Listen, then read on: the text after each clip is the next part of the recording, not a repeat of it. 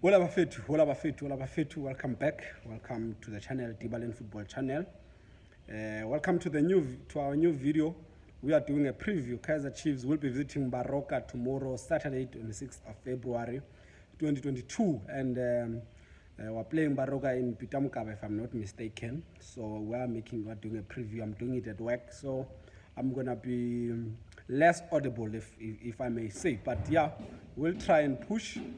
I'm still rocking my Amakosi for life, paraphernalia or accessory, if you may say, and we're still loyal to the club. We're still, loyal supporters of the club. It's bad. It's hot. It's cold. We support the club, and that's the only club and brand we grew up supporting. And there's no other way to go about it. And we're not leaving Kaizer Chiefs for any team. Unfortunately, I'm not even taking a break.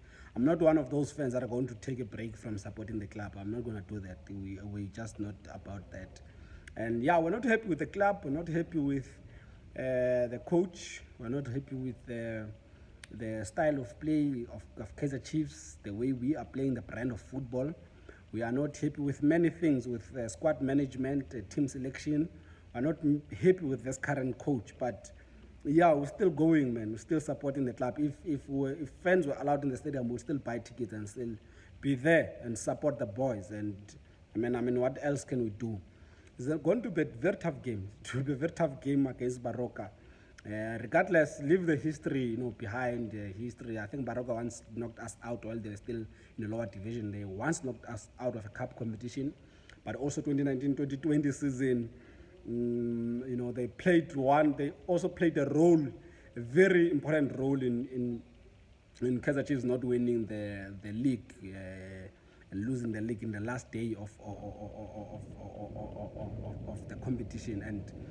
And yeah, I think we've since moved on from that. Besides that, Baroka is a struggling team, but Kaizer Chiefs seems to struggle against all teams. We seem even teams from lower divisions, when they play against Kaizer Chiefs, they tend to have this extra motivation. I guess this is what motivates them, and the history of Kaizer Chiefs and the rich cabinet of Kaizer Chiefs and the name of Kaizer Chiefs motivates opponents to play and their hearts out when they play against Kaizer Chiefs, and it's not a new thing. It's a good thing though. It says a lot about the reputation of the club. But we're supposed to win those games. Unfortunately, we're not winning those games. Baroka is number 16 right now. Struggling team. It's raining. It's also raining, so I hope you hear me. It's a struggling team, Baroka.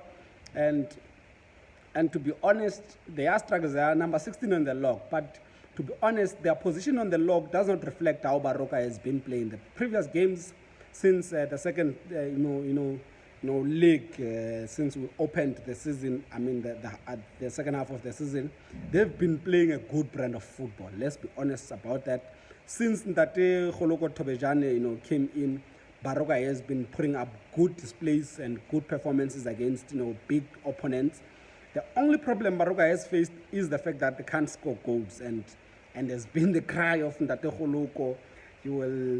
He will roll down, be all aesthetic and all that, and the fact is that the players are not scoring, but the football is very good. It's very good. They have strong players. Mbulu is one of the strong players. Mbulu is very strong. Evidence Makgopa, very strong. Your Kambala also, Kambala is very strong, and they have players like Mkaka up front, also a problem. And the new guy that's coming in, man, that has come right now, Ngcobo Bombi, creative guy who plays in the wing, can play, in the middle of the, of the lines, and is a creative guy. He's one of the guys that are upcoming, and I think he's looking to make his name. And what could be a good way of making your name if not against Kaizer Chiefs? And we also need to be aware. Kaizer Chiefs need to put up a performance. We need to be very strong. They also have defenders like Fama, Gebhard, good players. Baroka has very good players. Let's be honest, Baroka has very good players. There's just luck has not been on their side. Last few games, I think the last 4 games they won 2, they drew 1, they lost 1.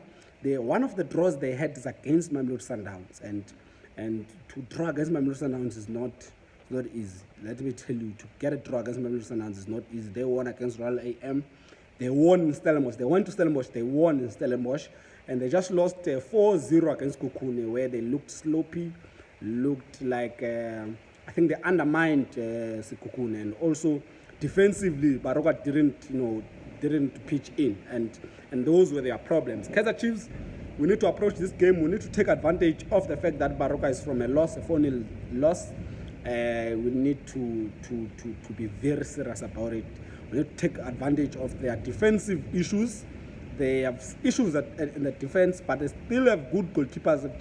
If not Chipazeze, another keeper, I think it's Masuluka. They have good keepers. They have very good goalkeepers on the day. But defensively, we need to take advantage of that. And Kaizer Chiefs were number 5 on the log. Let me tell you, we're number 5 on the log. So if we win this game, we're going to be number 2 on the log. We're going to climb up to position number 2 on top of Orlando Pirates, on top of Royal AM, on top of, I think it's Stellenbosch. Orlando Pirates 31 points, Kaizer Chiefs 29 points. If we win, it's 31-31. But goal difference, Kaizer Chiefs is ahead. Royal AM 30 points, Stellenbosch 30 points. So if we win, we'll be number 2 in the log. And I mean, with all the struggles that we still have a chance to be number 2 at the log. And we have played fewer games than all the teams that are on top of us. We've played 17 games. Royal AM and Stellenbosch played 19. I think Pirates played 20, if not 21. So we still have a chance. And what should be the approach of the game? Man, it's tough, man. But what we need to see right now is better football on the pitch. That's one thing that I want to say. We want to see better football on the pitch. Whether it's a draw, whether it's a lose, whether it's a win, we want to see a better football on the pitch. Why? Because you can reference that, you can work on that, you can learn from that, and you can build up on that. But you can't build up on bad performances, no matter how much. Even if you win, you can't build up on bad performances. We need good performance on the pitch. That's the first thing. We need to own up the midfield. We need to create enough chances, but we need better movement up front. The game against Cape Town City was terrible to watch. It was painful to watch. There was no movement. Parker was stagnant.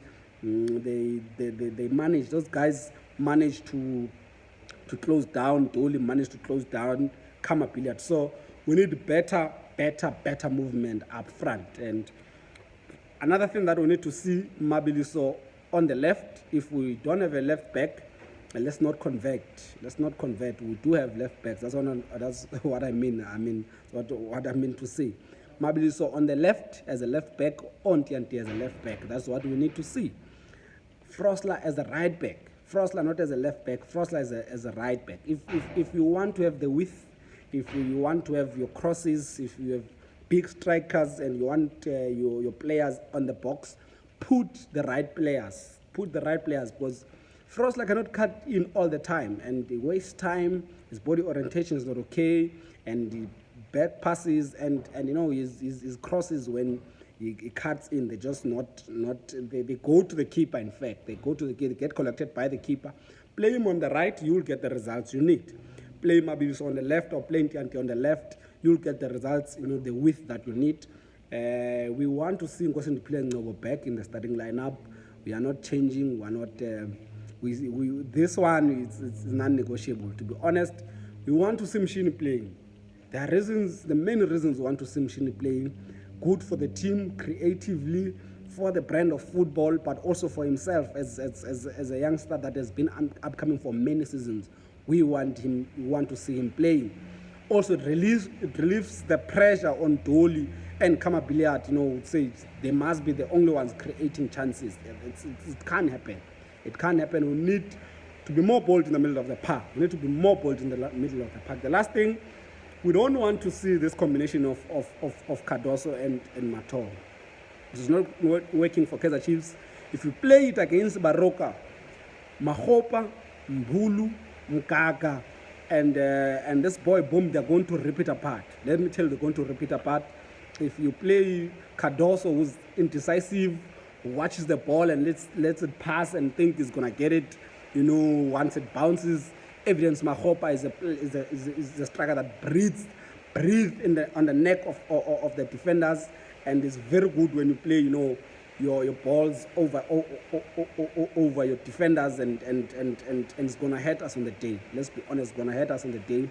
And Mbulu, no chances. You don't give him chances. You don't give him chances. The goals that I've been seeing on Mbulu right now, I mean, recently, you just don't give him a space. With Mato and Cardoso, no, it's a no for me. It's a no today. It will be a no tomorrow. It will be a no forever. Otherwise, my predictions of the game, not positive, to be honest. If we win, I'll be happy. But I think Baroka is likely to win this game. It's likely to win this game. But I'm hoping 2-1 victory for Kaizer Chiefs. Let me hear from you. What are your opinions? What are your thoughts about this game? From me, Dibalen Football Channel, Kaizer Chiefs Football Channel. Football from the fans' perspective. I'm signing out. Love and peace.